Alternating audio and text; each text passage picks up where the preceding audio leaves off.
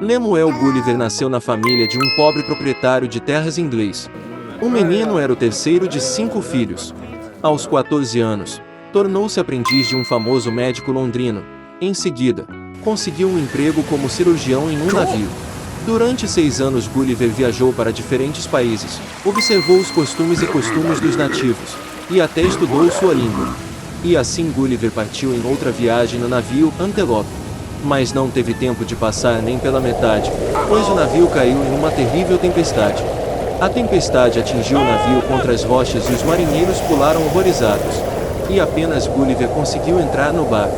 Ele foi carregado por horas nas ondas, e logo por um milagre o barco apareceu na praia. Mas Gulliver estava tão exausto pela tempestade que, assim que pisou no chão, adormeceu imediatamente no gramado próximo. Os raios do primeiro sol despertaram Gulliver. Ele tentou se levantar, mas percebeu que não conseguia se mover. Seus braços, pernas e até mesmo seu cabelo estavam amarrados ao chão com uma rede de pequenas cordas. De repente, algo fez cócegas no peito de Gulliver. Ele ergueu a cabeça e viu em si mesmo um homenzinho do tamanho de um dedo. Era o rei dos Liliputianos. Ele deu a ordem e então milhares de pequenas flechas, como agulhas, começaram a perfurar o corpo de Gulliver. O prisioneiro percebeu imediatamente que era melhor se submeter. Ele mostrou por sinais que estava com fome e com sede. Então, por ordem do rei, a comida foi trazida para ele. Mais de 100 nativos subiram as escadas até a boca de Gulliver, despejando cestas de frutas, pão e carne sobre ele. Quando Gulliver comeu tudo, ele foi levado para a capital em uma plataforma feita especialmente para isso. O prisioneiro foi colocado em um enorme templo, acorrentado à perna esquerda por várias correntes em miniatura. Era a maior sala de todo o país, mas mesmo dentro dela o gigante tinha que andar de 4. Em uma reunião dos Liliputianos, o rei ordenou fornecer a Gulliver uma equipe de 600 servos. Costuraram um terno para o prisioneiro e até uma cama de colchões em miniatura. E com o tempo, o rei se convenceu de que o gigante era bom e, portanto, o soltou. Gulliver viajou muito pelo país, estudou os costumes e a língua dos Liliputianos e até participou de suas festas e desfiles. Certa vez, enquanto se comunicava com o rei, Gulliver soube que Liliputia estava em guerra com o Império de Blefuscu, localizado em uma ilha vizinha. A razão para a controvérsia era que os Liliputianos não concordavam com os Blefuscanos sobre como quebrar os ovos de maneira adequada. Os Liliputianos os separam da ponta afiada e os Blefuscans da ponta cega. E agora rumores chegaram ao rei de Lilliput de que o inimigo havia preparado uma frota e estava prestes a atacar. Então o imperador pediu ajuda a Gulliver, e ele concordou de boa vontade. E assim, ao abrigo da noite, Gulliver pegou longas cordas e nadou até os navios inimigos. Ele amarrou uma corda em cada navio e os arrastou até a costa de Lilliput. Os guardas, que eram os únicos no navio, pularam no mar e começaram a nadar para longe do gigante. Então Gulliver desarmou completamente os oponentes e recebeu o título mais honroso do reino por isso. Por isso, os cortesãos não gostavam de Gulliver. Eles começaram a tecer intrigas contra ele, e logo o próprio rei acusou o gigante de alta traição.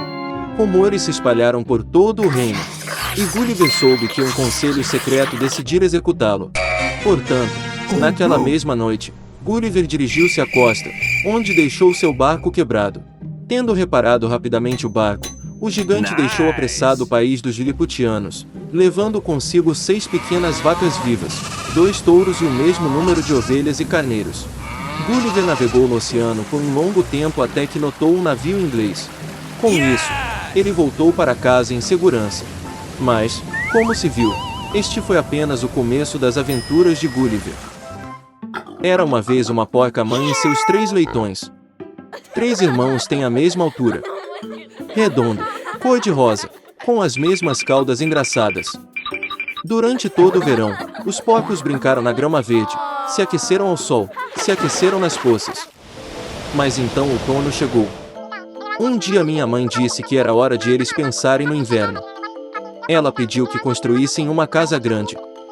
O irmão mais novo disse que o inverno ainda está longe. O irmão do meio disse que construiria sua própria casa quando necessário. E o irmão mais velho decidiu construir ele mesmo a casa. Os irmãos mais novos e do meio não faziam nada além de jogar seus jogos. Ficava cada vez mais frio a cada dia.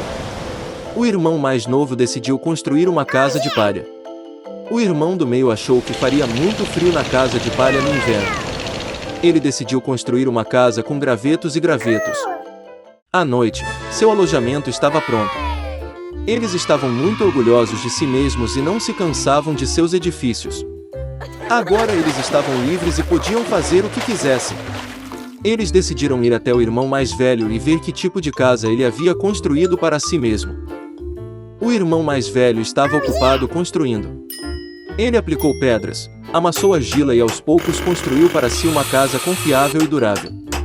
Os irmãos mais novos encontraram o irmão mais velho trabalhando. Eles ficaram muito surpresos com o tipo de fortaleza que ele estava construindo.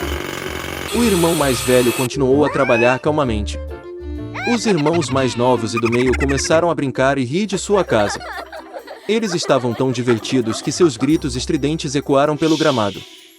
O irmão mais velho pediu para ficar quieto, pois o lobo podia ouvi-los. Os irmãos mais novos e do meio se divertiram ainda mais. Eles decidiram que o irmão mais velho era apenas um covarde. E os dois bravos irmãos foram dar um passeio. No caminho, cantaram e dançaram. Ao entrarem na floresta, fizeram tanto barulho que acordaram o lobo que dormia sob o pinheiro. O lobo, insatisfeito e faminto, dirigiu-se ao local de onde vinha o grito de dois porcos idiotas. Os irmãos caminharam alegremente e falaram sobre a facilidade com que lidariam com o lobo. E de repente eles viram um lobo vivo de verdade.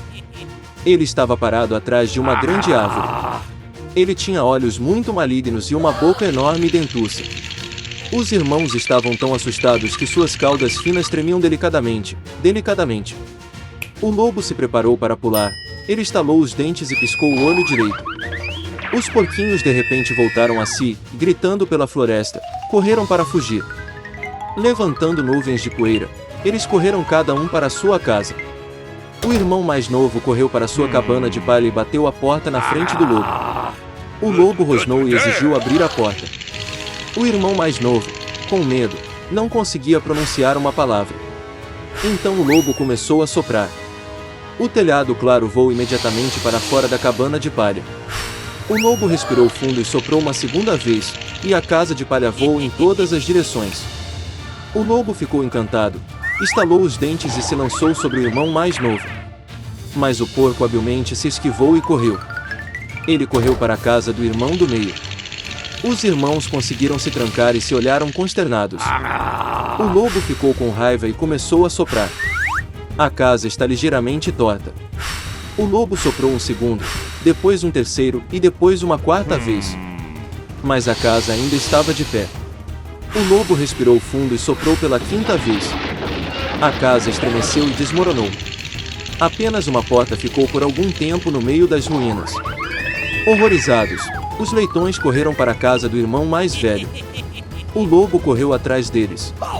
Ele tinha certeza de que desta vez os porcos não fugiriam dele. Os leitões passaram rapidamente pela grande macieira sem nem mesmo bater nela. E o lobo não teve tempo de se virar e acertar a macieira, que o cobriu de maçãs. Uma maçã dura o atingiu entre os olhos. Um grande galo saltou na testa do lobo.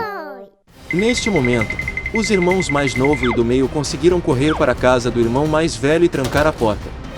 O lobo correu para a porta, rosnou e exigiu abri-la. Os irmãos mais novos estavam com muito medo e não podiam dizer nada em troca.